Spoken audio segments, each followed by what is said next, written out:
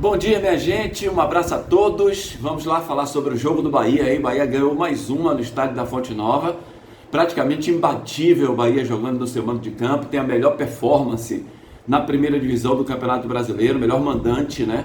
Só perdeu um jogo que foi contra o Cruzeiro e mesmo assim voltamos a falar. Bahia deu um vacilo naquele jogo, estava vencendo por 1-0, tomou a virada do Cruzeiro, mas jogou melhor do que o Cruzeiro, não merecia ter perdido aquele jogo, mas o futebol é assim mesmo, né? O futebol tem o imponderável, o futebol tem os detalhes que acontecem dentro de campo e você precisa estar sempre esperto, né? Para evitar que aconteça algo inesperado. Ontem, por exemplo, o Bahia enfrentou o Internacional de Porto Alegre, que entrou com 3 zagueiros, com 3 volantes. E os primeiros 6, 7, 8 minutos ali foram ruins para o Bahia. Mesmo o time jogando com zagueiros, com volantes, o Bahia não conseguia sair da sua intermediária defensiva pela marcação, a marcação-pressão da equipe do Internacional. O Bahia teve dificuldades nesse início de jogo, até se encontrar em campo. Aos 2 minutos, o Vitinho, né, um dos atacantes, eram 2 atacantes, Vitinho e Borré, né? Então o Vitinho quase que faz o gol no erro de saída de bola do Bahia ali, e quase que ele faz o gol. Então, até o Bahia se encontrar, respirar, achar o espaço para jogar, demorou um pouquinho, mas enfim, assim que descobriu, né, como jogar, e aí praticamente só deu Bahia no primeiro tempo. Aliás, o Bahia que pressionou a equipe, principalmente com os 2 pontos. Aí o torcedor fica reclamando e perguntando, às vezes o torcedor é muito pela escalação, pelo jogador que ele gosta, pelo cara que fez uma boa partida no jogo anterior. Mas o treinador de futebol, gente, tem um ditado, uma frase no futebol que diz assim: cada jogo é uma história, não é? Então o treinador, ele está ali para isso, para avaliar o adversário, avaliar as características dos jogadores do seu time, para ver o que pode ser melhor. O cara tem toda a leitura do time adversário. Por exemplo, se os laterais marcam bem, se os laterais marcam no campo defensivo, no campo ofensivo, né? Como é que joga, o comportamento dos zagueiros, se o meio de campo tem espaço para jogar. Então é obrigação do treinador ele ter tudo isso nas mãos para escalar o time dele, para ele treinar e trabalhar o time dele. Então o Rogério ontem entrou diferente do jogo passado, né? Contra o Grêmio. Ele entrou com os 2 pontas abertos, dando amplitude, com a Ademir de um lado e com o Sanabria do outro lado, e o William José avançado. Aí ele colocou Juba. Porque se ele coloca, por exemplo, Borducci, não dá para jogar? Dá sim. Borducci com Sanabria, claro que dá para jogar. Só que você muda a característica. E o Rogério, que é o treinador do time, ele prefere aquela característica de ontem. Já que ele tem um homem de beirada, um jogador que vai atuar naquela posição, naquele corredor ali lateral, ele pega o Juba, bota o Juba para jogar, porque o Juba também passa a ser um construtor de jogadas pelo meio de campo. Então, você não vai precisar o tempo inteiro estar dobrando os jogadores na linha lateral, como é o caso do Borducci, que joga mais por ali, pela linha lateral. E aqui para nós, gente, não vamos comparar ter Juba dentro de campo do que Borducci, né? Juba é um jogador que é craque de futebol. Juba, veja as jogadas que Juba faz. Ele fez uma jogada pelo lado esquerdo, que ele manda a bola para trás para o Jean Lucas, que o Jean Lucas perde o gol, né?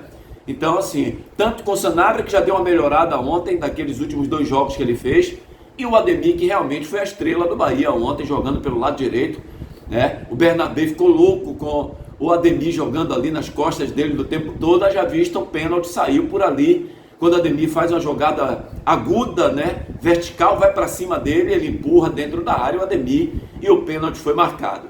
O interessante é que o William José vai bater o pênalti, ele bate mal, meia altura, né? Telegrafou a cobrança, o goleiro Ivan pegou a bola, só que a bola sobra para ele de novo, o William José chuta a bola, bate na trave, e na volta, a bola aqui, que ele termina fazendo o gol do Bahia. Isso já nos acréscimos do primeiro tempo. Isso é muito bom para o treinador, no caso o Rogério Ceni, péssimo treinador do Inter, né? Porque se termina 0-0, o treinador faz um bloqueio mais forte ainda lá atrás. E vejam que o Bahia voltou para o segundo tempo e não voltou tão bem como foi no primeiro tempo, não é? Principalmente depois que o Internacional perde o jogador expulso. Interessante isso, que às vezes a gente fica... é só futebol para fazer isso, né? Às vezes você está com uma postura boa, você está dominando o adversário, 11 contra 11. O adversário perde um jogador, você fica com um jogador a mais, isso quer dizer o quê? Que você está sobrando o atleta.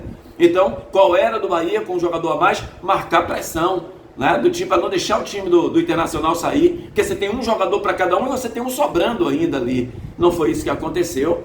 O Bahia não conseguiu fazer isso. O Rogério, na entrevista coletiva, disse que ali o time já estava cansado. Não vou nessa. Não vou, sabe por quê? Porque o Rogério faz 5 modificações. Então a metade do time entrou com oxigênio. Naquele momento do jogo, era para o Bahia sim pressionar. Eu levo isso mais como uma desculpa do técnico Rogério Ceni, né? Dizer que os jogadores já estavam cansados naquele momento, e o Internacional não estava, e com um jogador a menos ainda. Então o que faltou, e eu sempre falo sobre isso, é você treinar essas situações, né? Por exemplo, o pênalti. Já pensou se não tem os treinamentos, quando acaba, né, o treinamento normal, bota os jogadores para cobrar ali umas 10 penalidades máximas, né? Para treinar, para acostumar o jogador, para o jogador se sentir seguro na hora da cobrança. Rogério mesmo fala, por exemplo, do Acevedo, um gigante, né? Tá jogando muito o Acevedo. E Acevedo melhorou porque Acevedo já era um grande marcador. Só que Acevedo, ele começou a construir também. E o Rogério diz na entrevista coletiva, é a segunda vez que o Rogério fala isso, que quando acabam os treinos, o Acevedo fica com um dos auxiliares do Rogério, trabalhando essa coisa de ele estar de costas, girar o corpo e partir de frente para o campo do adversário. Não é um construtor técnico, né, de jogadas avançadas, aquelas jogadas de efeito, como o Caio Alexandre faz, mas é um jogador de raça. Ele consegue substituir a técnica pela raça, pela vontade, e acaba dando tudo certo com as jogadas que ele tem construído, inclusive tem entrado na área do adversário, o jogador Acevedo. Jean Lucas deu uma melhorada ontem, precisa melhorar muito mais, a gente sabe do potencial de Jean Lucas. O Michel Araújo, que circulou muito pelo meio, ajudando também ali a parte do meio de campo. A dupla de zaga muito boa, sempre muito bem. O Gabriel Xavier, ele precisa, né, ganhar mais confiança. O Gabriel Xavier, a imagem que ele passa para todos nós é que ele é inseguro dentro de campo, né?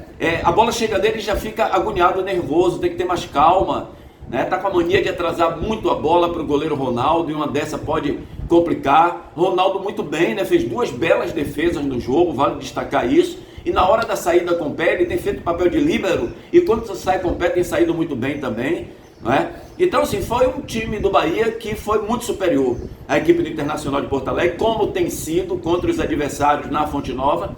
E mais uma vez a pergunta que veio ao Rogério Ceni em jogos fora de casa. Veio o São Paulo aí no próximo sábado, 21h30, em jogo tarde da noite.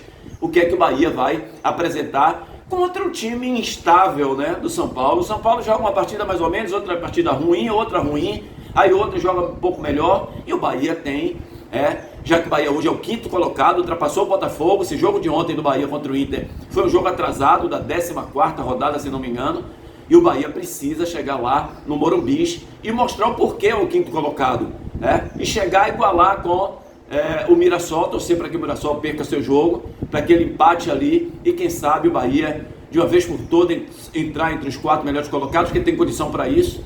Jogadores voltando, olha aí, o Eric já voltou hoje, depois de 5 meses.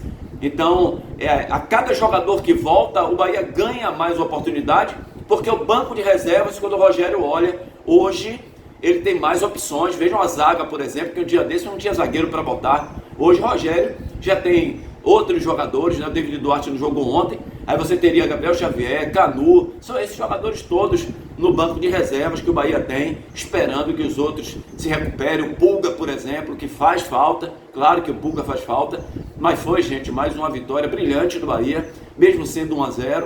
Claro que o próprio Rogério fala, né? O torcedor fica meio impressionado porque no jogo passado pegou o Grêmio e meteu 4, e o torcedor quer que meta 4 no Internacional de Porto Alegre, mas não é assim, não é? Cada estilo de jogo pode dificultar, mesmo o time sendo até mais fraco, mas questão do estilo, de características, pode dificultar o time que ganhou de goleada. No caso o Bahia, que venceu do Grêmio ontem, teve em certo ponto uma dificuldade, principalmente no segundo tempo contra o Internacional de Porto Alegre. Mas valeu, ganhou 3 pontos mais, Bahia numa pontuação sensacional nesse Campeonato Brasileiro, e na 5ª posição, com certeza pode ganhar, e tem tudo para ganhar do São Paulo no próximo sábado. Gente, se inscreve aí no nosso canal, deixa o like, ajuda o nosso canal aí, tá bom? Ótimo dia, um grande abraço, tchau.